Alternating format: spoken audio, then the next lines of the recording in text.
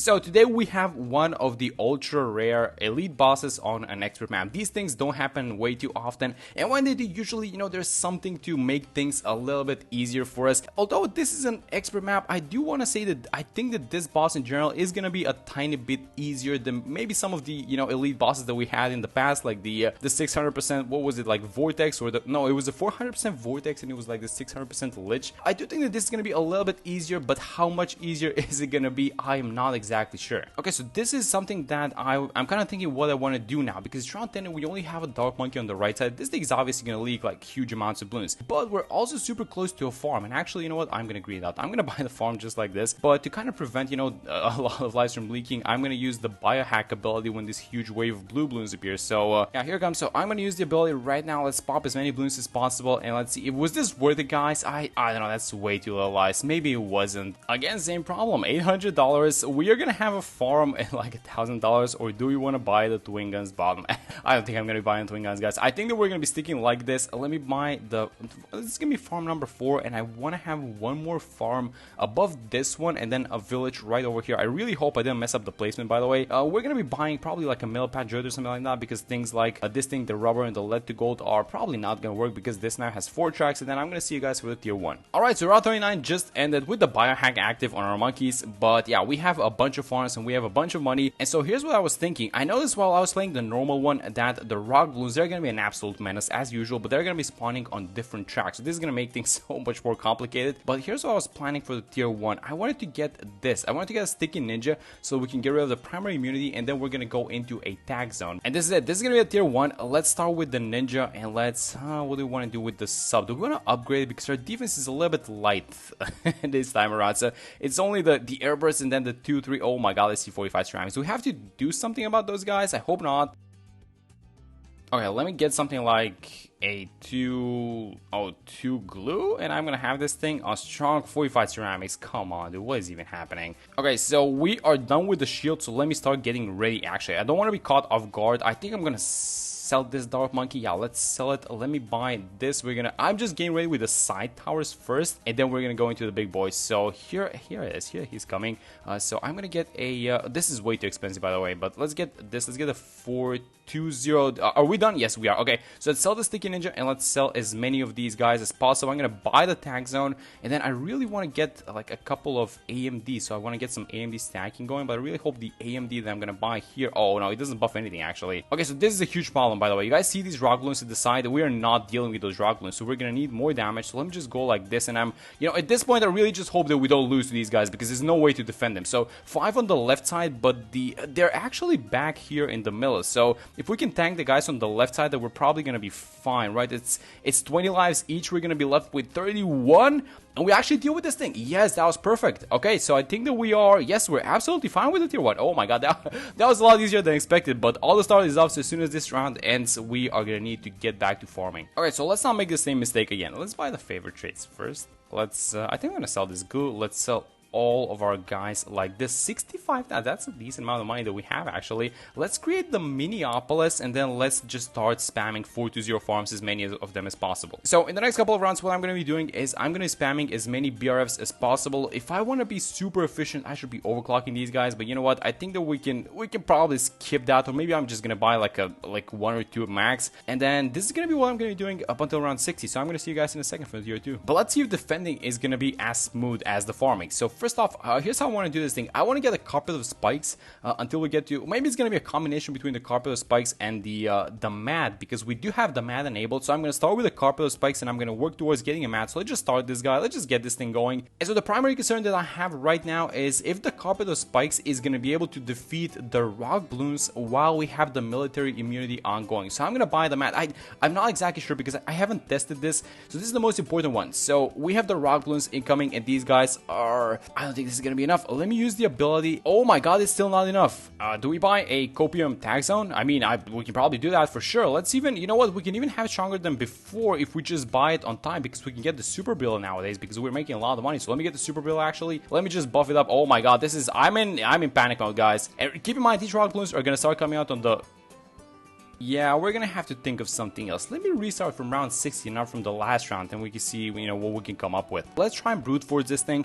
We're gonna keep these guys until we defeat the military immunity, and then we're gonna go for the man. I think we should be fine. And look at this thing. The rock balloons are now on the 3rd track. So let's use the glue strike ability, and now let's use. I'm gonna use one. Do we need even more abilities? I'm just kind of paying attention to the rock balloons. These guys are the most annoying aspect of Dreadbloon. It's like the boss itself. Yeah, sure, you can buy, you know, different types of. Oh my god, wait a minute. It's round 63. No way, we're losing to round 63. Okay, let's just keep using these abilities. We have the small dog in the way out. We have this guy's ability, which is gonna do well, I guess, versus round 63. But the military immunity is gone. Okay, so let me use. Oh my god, let me use this guy's ability. I used it. Did we defend? Yes, we did. So there's one more wave of ceramics actually. Oh, never mind. That was it. Okay, so we can. This is just the green light to go for the mat, right? So let's buy this thing. Am I missing something? I'm just spamming all the buttons because I saw some rock balloons. We still haven't reached the support immunity. We're gonna reach it right now. So this is the green light to sell all of these small guys, I guess, on the side. And then I'm probably gonna sell the glue strike because we don't need it. And this is, oh, we have one more remaining, so let me just sell this guy, and then let me just use this math ability. And I hope that this guy, he's not even defending the rock balloons by himself. What is even happening? Why is he not defending the rock balloons? Come on, guys. Maybe we can sell all of these guys, all the spikes that we bought. Maybe we can buy, like, I don't know, like a flying fortress. That's gonna be overkill for sure. Let me just get this thing. Let me get the flying fortress, and now we should be good to go versus the rock balloons. This is such an expensive defense.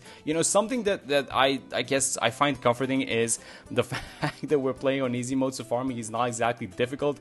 Let me just get the glue strike ability once, and yeah, there we go. I think we're defending. So we have 52 lives remaining, so we have leaked some balloons actually on these rounds, but yes, there we go. That's gonna be it. This is such an expensive defense. Oh my god, if you have a cheaper way to do this, you guys should probably do that one. But yeah, we got it done, so we got it working, and yeah, so this is all start off. Let me just check. Yeah, it is. So yeah, in the next few rounds, I'm probably gonna be selling some stuff. Let's just kind of rethink our farming, and I'm gonna see you guys for tier 3 because those rock balloons are probably gonna be even more difficult than these. Alright, so the map is a little bit different than what we left off, but let me just walk you guys through on what's happening. So basically, this is farming on easy mode. You're not exactly worried about the money that you're gonna be making. So we have a bunch of 420 farms. We bought the Banana Central, which is getting overclocked. Then we have the Wall Street, and then the Monkeyopolis as well.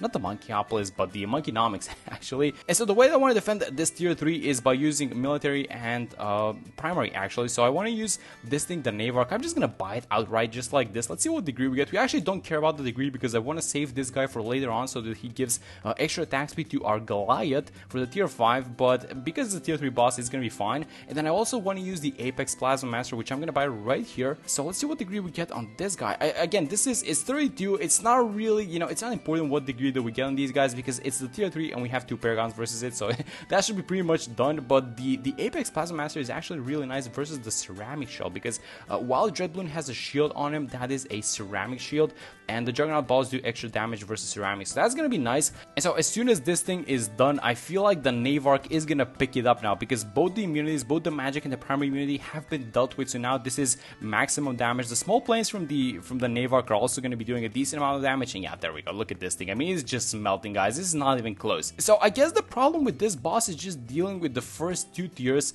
I think that we kind of lucked out on the tier 1 with the tag zone. That thing should probably not be happening, but all in all, once you're, you know, past the tiers 1 and 2, I feel like this is just a completely different game. So I'm gonna see you guys for the tier 4 in a second. And this is it. This is the tier 4. So we are gonna have one new Paragon for the tier 4. It's gonna be the Ninja. So I want to have the Ninja like here towards the left side, so it covers the first 3 tracks because we have the Apex on the Apex Panzer on the right side. Let me just put like $1 million into this thing. This is gonna be, nah, actually let's put, wait a minute, we can max this thing out. Let me just do this thing. Let's just max it out. We're gonna get the highest degree possible. Actually, this is probably not the highest degree possible, but this is a super huge degree. This is degree 60, so this guy should be able to do like the majority of the damage to the boss, oh my god, look at the HP go. Yeah, he's gonna be dealing with the boss, no problem. But I'm kind of thinking maybe I should have switched the Apex Plasma, maybe buy like a Boomerang Paragon, because I feel like this guy is a little bit, it's gonna be a little bit underwhelming with the damage, you know, as these higher tiers of boss are incoming.